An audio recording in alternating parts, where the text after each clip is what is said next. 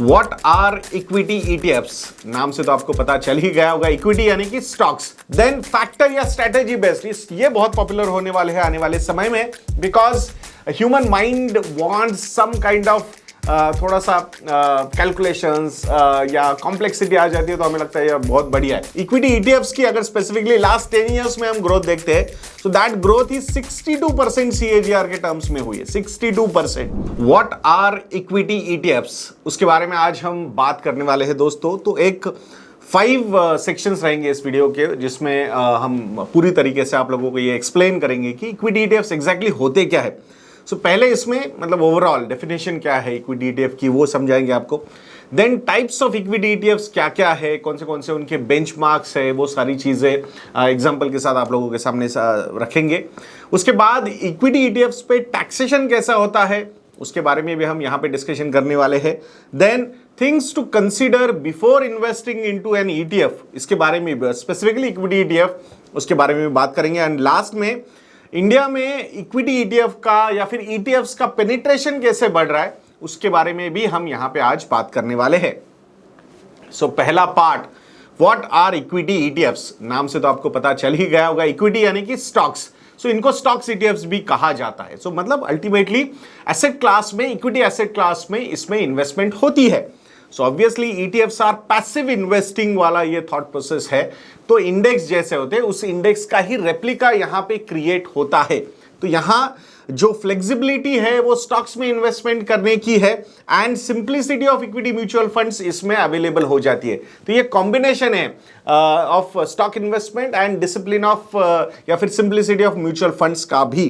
तो यहां overall active management तो है नहीं, जो इक्विटी इंडेक्स होता है उसको पैसिव वे से यहां पे फॉलो किया जाता है ड्यूरिंग द डे ऑल्सो। जैसे इंडेक्स फंड में आप at the end of the day जो भी है, जो एनएवी आती है उसके हिसाब से आपका बाइंग होगा अगर आप इंडेक्स फंड बाय कर रहे हो।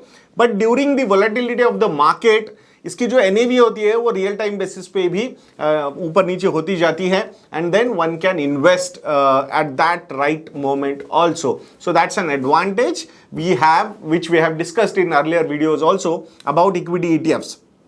अब बात करते हैं टाइप्स ऑफ इक्विटी ईटीएफ्स और उनके एग्जाम्पल्स भी।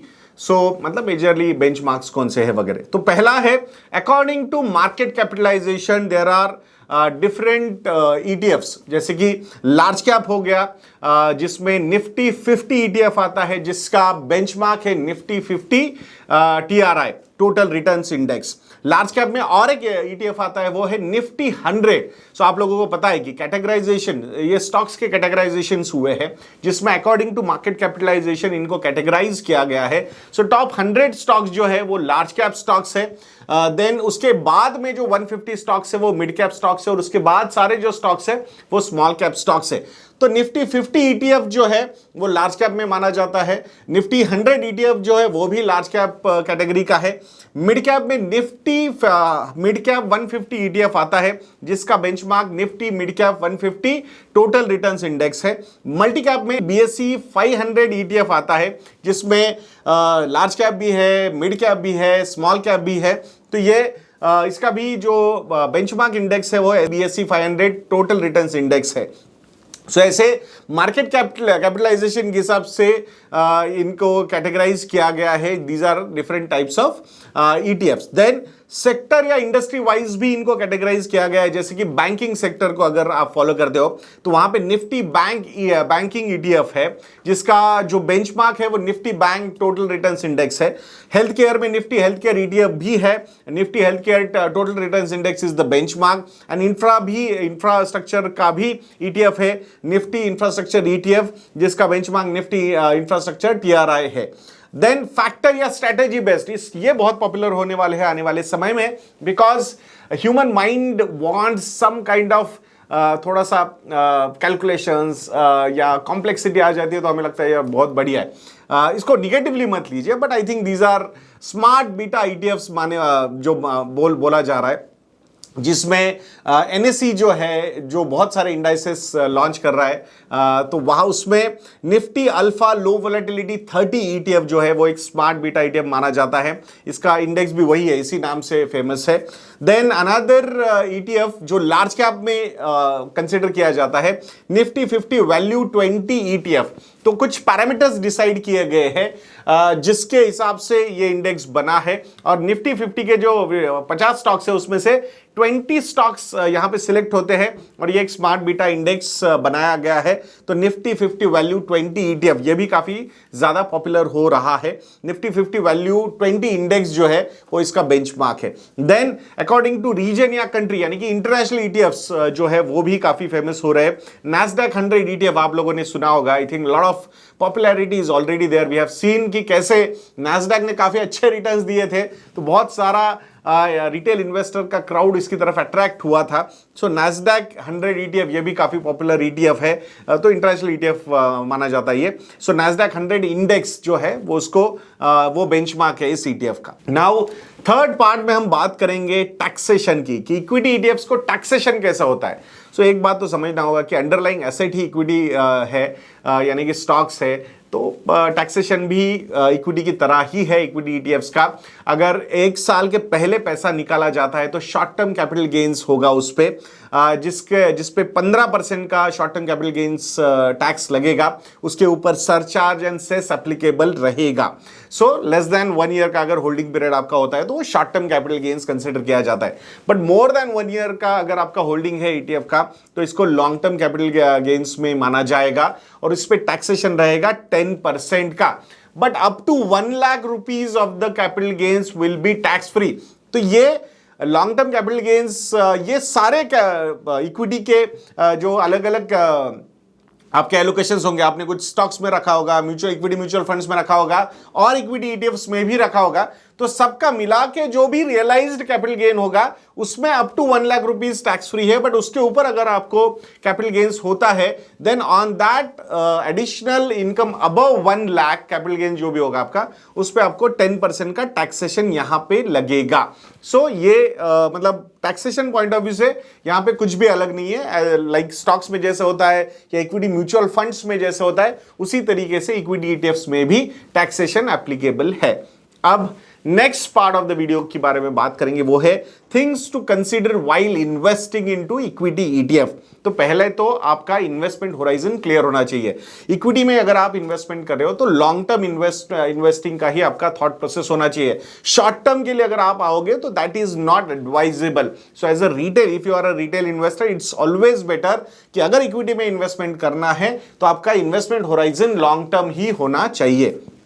तो वो आपने कंसिडर करना चाहिए before investing into equity ETFs. Expense ratio भी देखना चाहिए, because ETFs are normally passive investing. अगर यहां पे कंसिडर हो रही है तो इंडेक्स ऑलरेडी डिजाइंड है, तो उस पर जो भी थॉट था वो ऑलरेडी मतलब सब्सक्राइब हुआ है, तो उसके लिए एक्टिव फंड मैनेजमेंट की जरूरत नहीं है, बाइंग सेलिंग ये वो, तो आपको बस पैसिव वे से उसको मैनेज करना है। तो इसमें एक्सपेंस रेशियो जितना कम होगा उतना अच्छा होगा उस पर्टिकुलर ईटीएफ में इन्वेस्ट करने के लिए। तो एक्सपेंस रेशियो भी लोअर साइड में अगर रहेगा तो that is beneficial for the unit holders. Then third जो पैरामीटर है वो है ट्रैक रिकॉर्ड।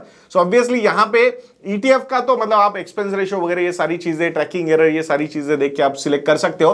बट ओवरऑल जो भी इंडेक्स को भी आप फॉलो कर रहे हो, उसी का ईटीएफ अगर आप ले रहे हो तो उसका ट्रैक रिकॉर्ड भी देखना भी उतना ही इंपॉर्टेंट है। सो फंड के मतलब ईटीएफ के साथ साथ ओवरऑल उस इंडेक्स का भी ट्रैक रिकॉर्ड देखना आपके लिए उतना ही इंपॉर्टेंट है। आपके इन्वेस्टमेंट होराइजन क्या है, आपका गोल क्या है, फाइनेंशियल गोल क्या है, उस हिसाब से ही आपने आपका ईटीएफ सिलेक्ट करना चाहिए। देन ट्रैकिंग एरर, जितना ट्रैकिंग एरर कम होगा उस ईटीएफ का उतना आप लोगों के लिए अच्छा होगा। मतलब जो एक ऑब्जेक्टिव है कि भाई ये इंडेक्स में इन्वेस्ट करना है, तो ये मेरा थॉट प्रोसेस है उस इंडेक्स में इन्वेस्ट करने के पीछे का, तो ऑब्वियसली व्हाट वी वांट कि हमें उस इंडेक्स का ही, उस इंडेक्स की तरह ही हमें रिटर्न मिले, उसमें कोई ज्यादा डेविएशन नहीं होना चाहिए। तो वो least standard deviation from the benchmark is better for that particular ETF. So मतलब ट्रैकिंग एरर जितना कम होगा उतना हमारे लिए वो अच्छा होगा। सो ऑब्वियसली इसमें बहुत सारे फैक्टर्स है, फीस कम होगा, एक्सपेंस रेशियो कम होना, all those things matter in this particular thing a lot. So ये ट्रैकिंग एरर जितना कम होगा उतना अच्छा है वो ETF। Then last point is liquidity. So liquidity भी यहाँ पे अच्छी होनी चाहिए। वैसे आजकल जो मार्केट मेकर्स है, ऑथराइज पार्टिसिपेंट्स है, तो उसके हिसाब से funds are managing the liquidity quite well. So equity ETFs में specifically I think the liquidity is on the rise और popularity of this particular category is also increasing. So more and more number of people are participating. So वो भी एक demand supply equation के लिए काफी अच्छा साबित हो रहा है। सो लिक्विडिटी भी आपने देखनी चाहिए कि कितना बिड एंड आस्क वाला जो कॉलम होते हैं, कितनी कितनी लिक्विडिटी अवेलेबल है, वॉल्यूम्स कितने ज्यादा है, तो ये फैक्टर्स भी आपने उसमें देखना चाहिए। Now the fifth part of this video, ETF world in India, कैसे इसकी पॉपुलैरिटी बढ़ती जा रही है उसके बारे में आज हम यहां पे बात करने वाले हैं। Total assets under management in ETF in India are 6.73 lakh crore rupees as of February 2024।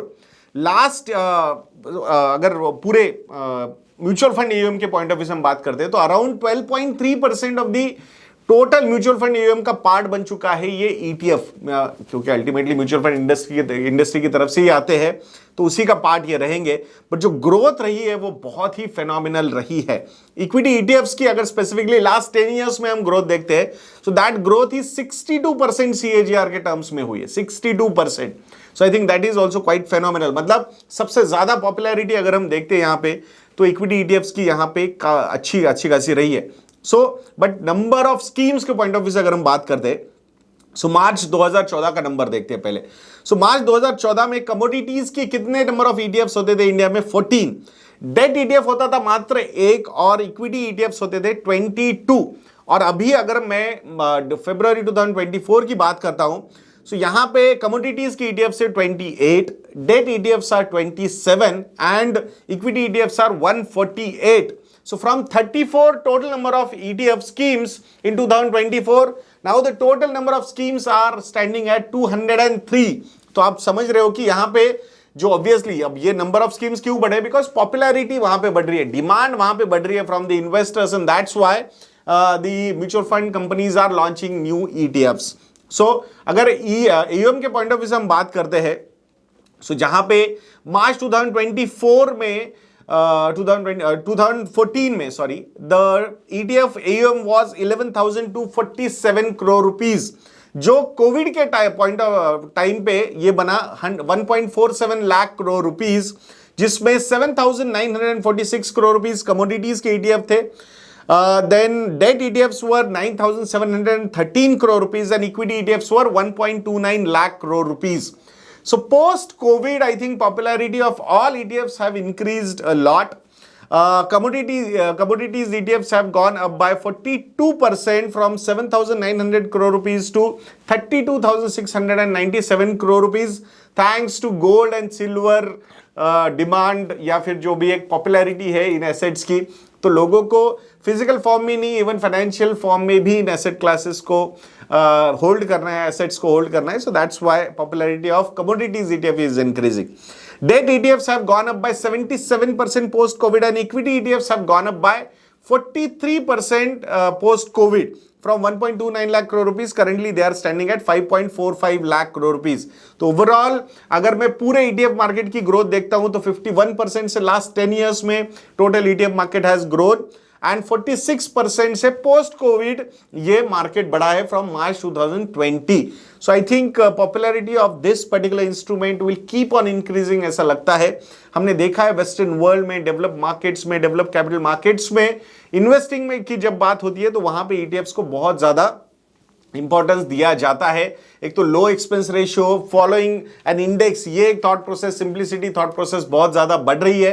तो उस हिसाब से ये सेगमेंट जो है आने वाले समय में इवन इंडिया में भी काफी ज्यादा पॉपुलर होता जाएगा, ऐसा लग रहा है। सो देखते हैं क्या क्या होता है, but I think this is one segment I think we can not ignore. So मैं आशा करता हूं कि ये जो सीरीज है हमारी ETF की ये आप लोगों को काफी अच्छी लग रही होगी।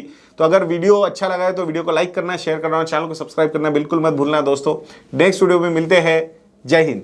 म्यूचुअल फंड निवेश बाजार जोखिमों के अधीन है। योजना से जुड़े सभी दस्तावेजों को ध्यान से पढ़ें।